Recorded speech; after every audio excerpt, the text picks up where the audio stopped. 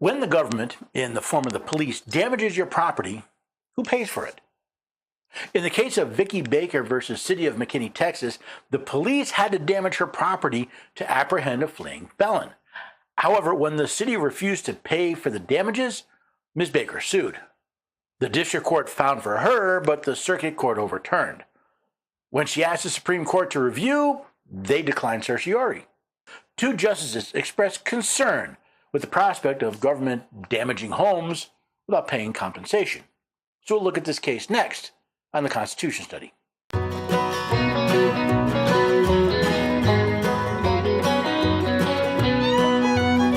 the neighbors and have a few good friends. Every day we're everyday Americans. Oh, every day we're everyday Americans.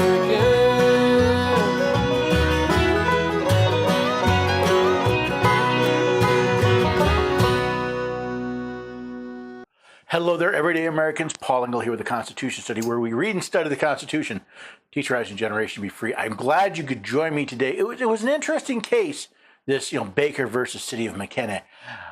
But there's a lot more behind it than simply the decisions of a couple of justices.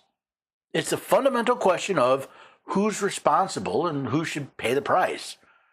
Now, if you want to find out more about what we're doing here, you can always head to the website, constitutionstudy.com, and I'll talk more about the website and other things later. But for now, let's get into this case, Baker versus City of McKinney, Texas.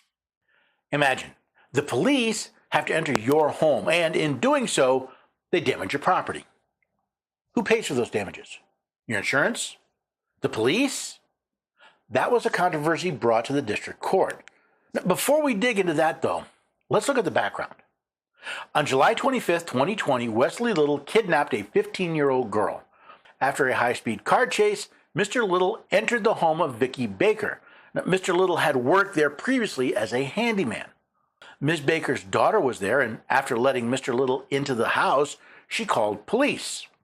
When McKinney police arrived, they set up a perimeter around Ms. Baker's home. Eventually, Mr. Little released the girl, who exited the house, and told police that Mr. Little was armed, high on methamphetamine, and hiding in the attic. Little told the police that he was not going back to prison, that he knew he was going to die and planned to shoot it out with the cops. The police tried to drive Mr. Little out of the house with tear gas. When that didn't work, officers detonated explosives to break down doors and used a tank-like vehicle to bulldoze the backyard fence. However, by the time police gained entry, Mr. Little had taken his own life. While the actions taken by the police were necessary and proper, they did leave approximately $50,000 in damages. From Justice Sotomayor's statement, we read, "The explosions left Baker's dog permanently blind and deaf. The toxic gas that permeated the house required the services of a hazmat remediation team. Appliances and fabrics were irreparable. Ceiling fans, plumbing, floors, hard surfaces, as well as carpet and bricks need to be replaced, in addition to the windows, blinds, fence, front door, and garage door. Essentially, all of the personal property in the house was destroyed, including an antique doll collection left to Baker by her mother." Now, you may think that this damage would be covered by homeowners insurance, but it's not. Moreover, it appears that homeowners insurance policies generally do not cover damages caused by government. From Justice Sotomayor's statement, Baker, who bore no responsibility for what had occurred at her home, then filed a claim for property damages with the city. The city denied the claim in its entirety. Baker thereafter sued the city, alleging a violation of the Takings Clause.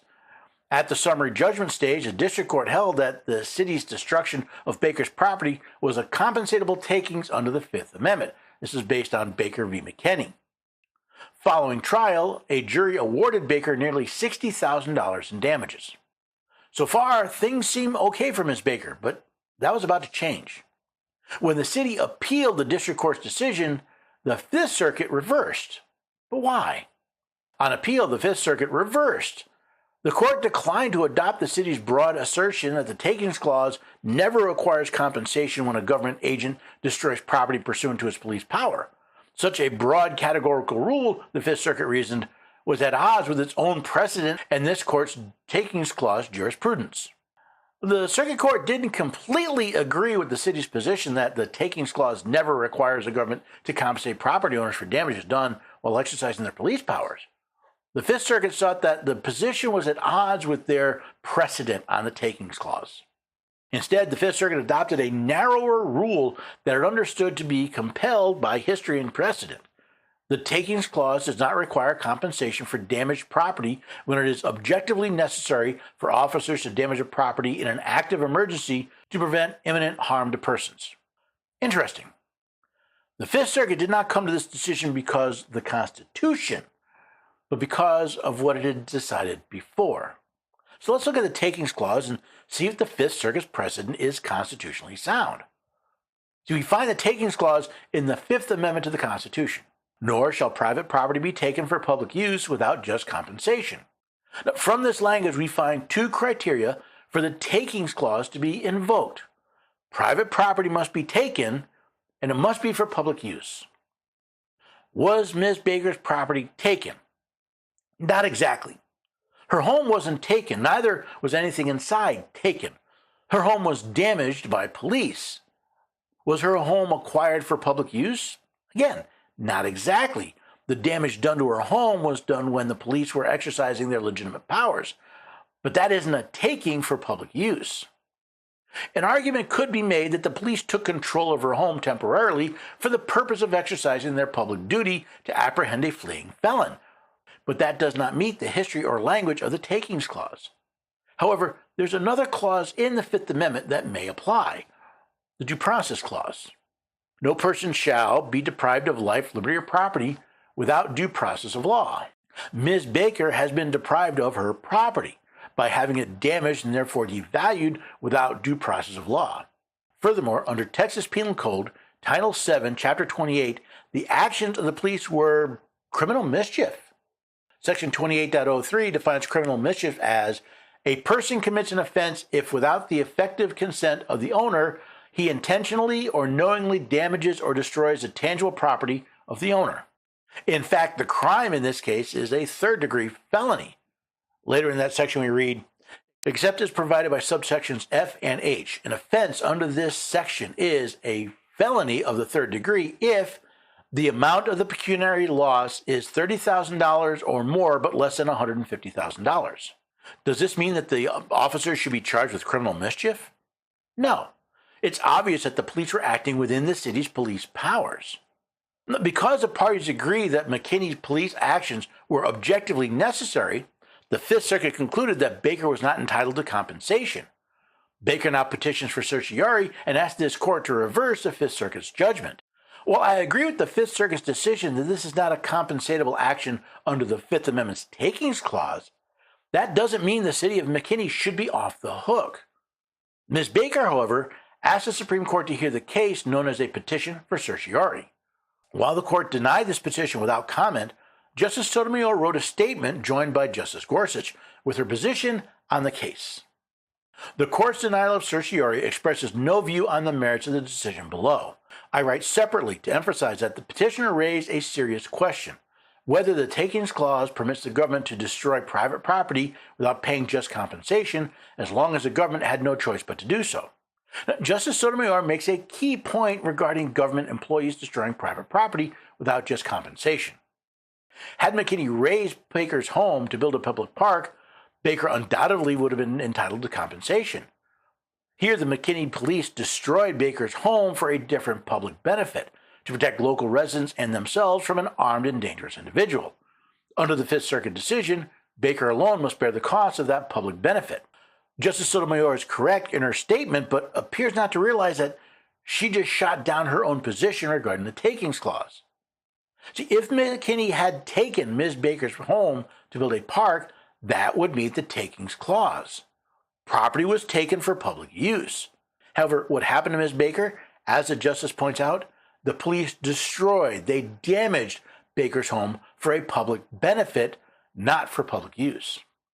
In support of her position, Justice Sotomayor points to the case Armstrong v. United States, where she finds, the Fifth Amendment's guarantee that private property shall not be taken for a public use without just compensation was designed to bar government from forcing some people alone to bear public burdens which, in all fairness and justice, should be borne by the public as a whole. However, both Justices Black from Armstrong and Sotomayor from Baker are rewriting the Constitution to get it to say that what they want it to say. Takings include damage and public use includes public benefit. Now, all parties agree that the actions of McKinney police were objectively necessary and therefore justified.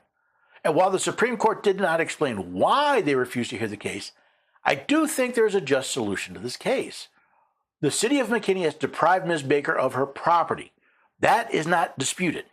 Ms. Baker bore no responsibility for what happened to her home. That too is plainly obvious.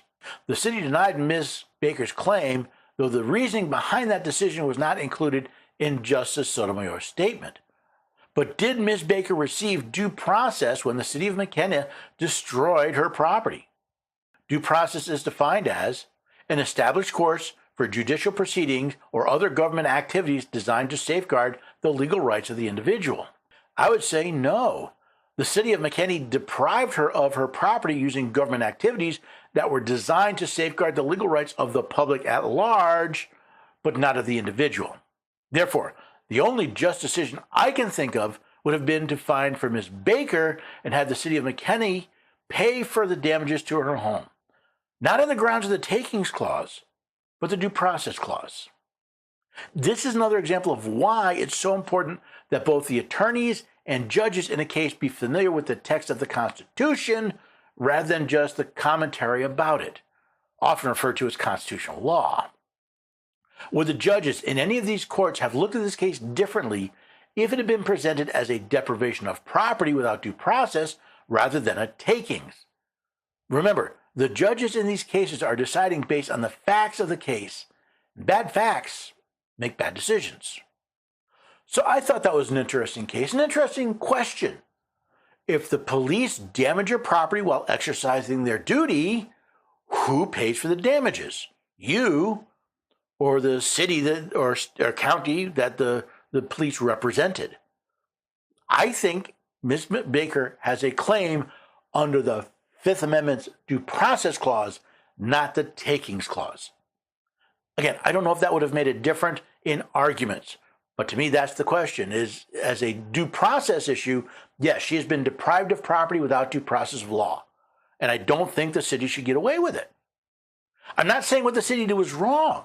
There's a lot of things that we pay for that are not wrong, but when you do damage, you owe people compensation.